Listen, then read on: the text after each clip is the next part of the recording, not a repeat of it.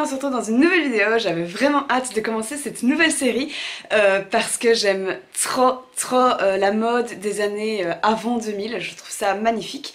Et du coup ce que j'ai décidé c'est en fait de réaliser pas les patrons mais des coutures issues de patrons datant voilà, des années aujourd'hui 1980, mais ça pourrait être une autre fois 1970. J'ai aussi dans l'idée de faire des années 1950 voire même 1940.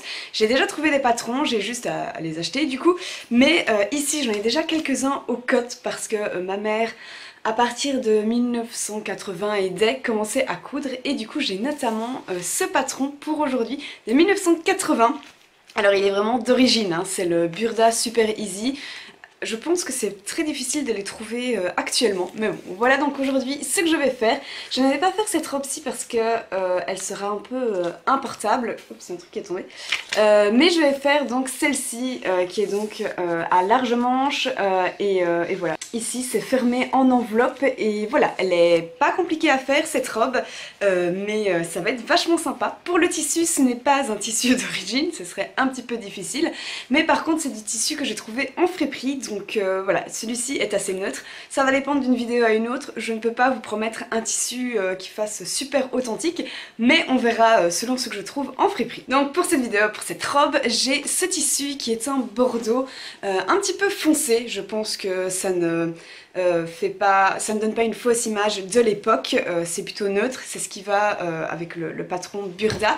Et donc c'est un tissu qui est entre le léger et l'épais, c'est-à-dire que quand on le porte on n'a pas froid, mais ce n'est pas non plus un tissu d'hiver, et alors il est plutôt fluide, donc le tombé est léger, sauf que voilà, il se tient quand même un petit peu, c'est vraiment le entre-deux. Ça va être parfait je pense pour ce type de robe, et du coup c'est parti pour le décalcage. Je viens de découvrir avec grand bonheur qu'en fait ma mère a déjà découpé toutes les formes des différentes pièces du patron. Du coup je n'ai plus qu'à poser ça sur mon tissu et c'est un travail qui est déjà fait. Donc Myriam des années 1980 et des vient de m'épargner une bonne demi-heure de travail. Merci maman.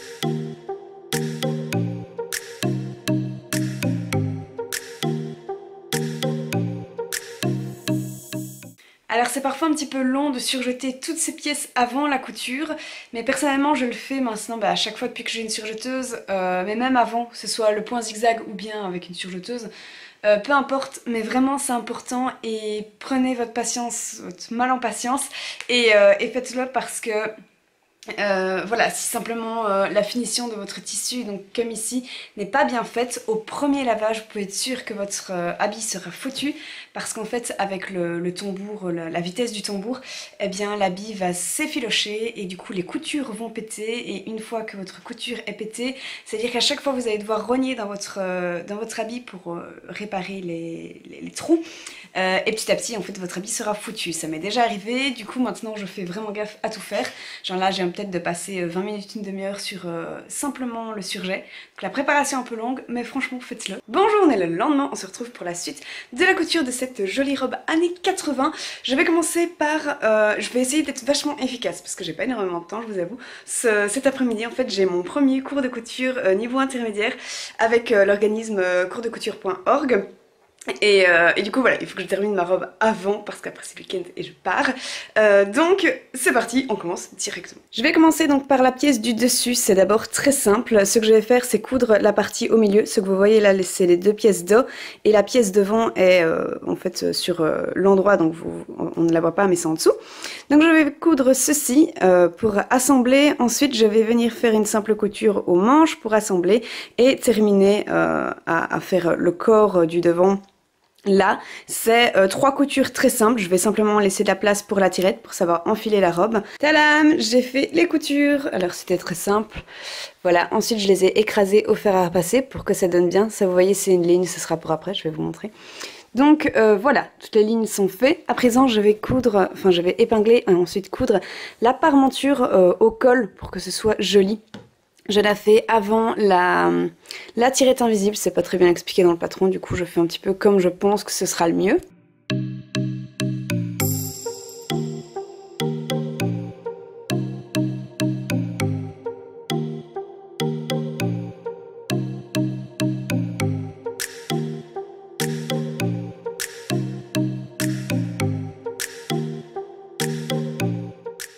J'étais en train de me grouiller pour terminer cette robe là maintenant sur ma matinée, mais en fait c'est pas du tout réalisable. Du coup j'étais en fait stressée de me dire que j'arriverais pas à faire ce que je veux. Et du coup j'étais en train de me précipiter dans ma couture. Ceux qui cousent, vous le savez, quand on se précipite dans la couture c'est d'office raté. Du coup je me suis juste arrêtée. Ça veut dire que là pour le moment, vous voyez ici, j'ai la forme du haut. J'ai fait l'encolure, il faut encore que je rectifie quelque chose parce que comme je me précipitais, il y a quelque chose que j'ai mal fait, il faut que je rectifie. C'est simplement que je vais faire en fait une piqûre cheveux, donc à 3 mm du bord pour que l'encolure tienne bien, ne fasse pas de faux plis. Donc voilà, j'en suis là, je continuerai mardi quand je serai revenue au cotes. Du coup cette vidéo ne sera pas prête pour dimanche. Mais je me dis c'est pas grave, c'est vraiment pas... je trouve que quand on fait des vidéos sur YouTube, on s'oblige souvent à mettre des vidéos toutes les semaines ou pour telle date et du coup on se met une pression pour rien. Ça ne marche pas avec moi, du coup je me dis c'est pas grave, vous aurez la vidéo certainement mercredi, le temps que je la monte, que je la filme, que je la mette en ligne, qu'elle s'exporte. Et voilà, sans pression, je pense que ça ne sert à rien et puis sinon la vidéo sera pas qualitative et je serai juste déçue. Donc voilà, la suite de la vidéo, lundi, mardi ou mercredi, on verra.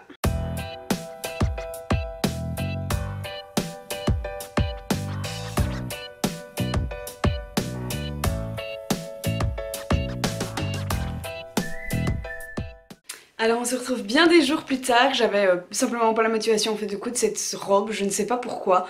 J'ai eu un moment de pas envie de coudre, sûrement parce que j'avais des événements à prévoir pour la boutique, c'est pas encore tout à fait achevé, mais voilà, je touche la fin, du coup voilà, j'ai juste envie de terminer cette robe années 80, parce que je la vois traîner dans mon cotte et ça m'énerve. Du coup là je viens de terminer la finition des manches et la tirette invisible, donc le haut est prêt. Maintenant je dois faire le bas, et puis une fois que j'aurai fait le bas, je vais associer les deux, mais une chose à la fois, faisons le bas. Je ne vais pas faire de poche finalement à cette robe parce que je n'en vois pas l'utilité en fait. Personnellement, je ne vois pas pourquoi mettre des poches dans les robes parce que ça déforme les habits tout simplement. Les jeans éventuellement oui, les shorts aussi, mais tout ce qui est jupe robe, je trouve que ça donne pas l'effet.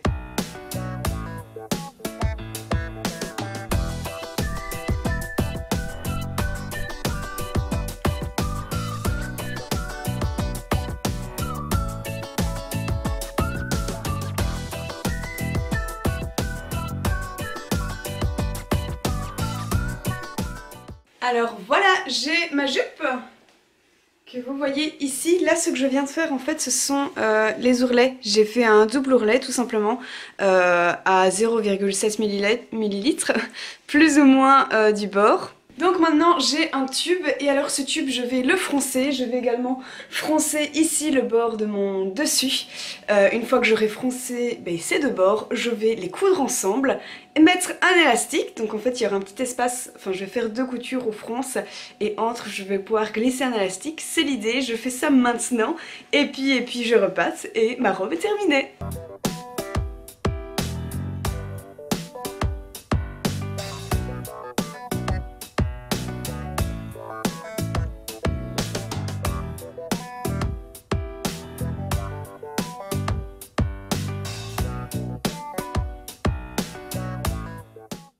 J'ai terminé ma robe, elle est ici, je vais vous la montrer mieux en vidéo par après quand j'irai faire des photos. Je vais aller soit à Bruxelles, donc à l'abbaye de la Cambre, soit au parc du Cinquantenaire, je verrai bien.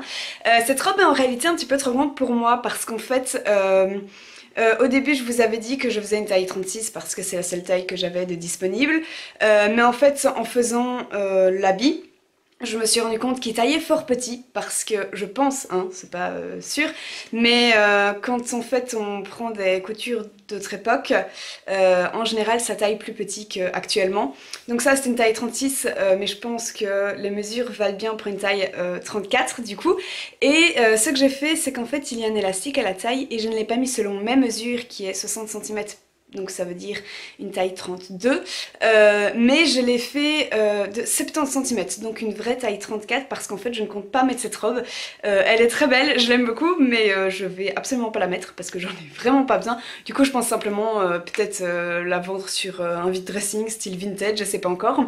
Bref, je voulais vous parler de cette robe, donc le modèle était très simple à faire.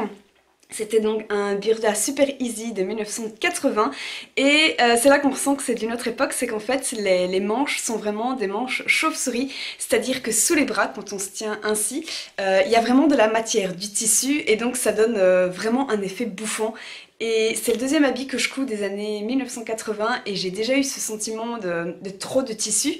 Alors il y a d'une part parce que j'ai fait pour une taille de 70 cm alors que la mienne est de 60, mais il y a également cet effet bouffon très années 80. Donc moi ce que je vous conseille c'est de mettre éventuellement une ceinture pour faire quelque chose de plus moderne, c'est comme ça que je vais la porter pour les photos je pense. Mais voilà, sinon je suis vraiment contente de cette robe, elle a un beau col bateau comme ça, j'aime énormément. Et la longueur elle est bien pour genre une robe de soirée quoi, vous mettez ça avec des talons et bam c'est fait. Donc voilà, je suis contente de cette première couture d'une autre époque, j'espère que ça vous a plu. Moi je vais vous laisser avec les images de quand je prends les photos. Donc voilà, je vous dis à la semaine prochaine, enfin non, je vous dis à la prochaine pour une nouvelle vidéo, bisous.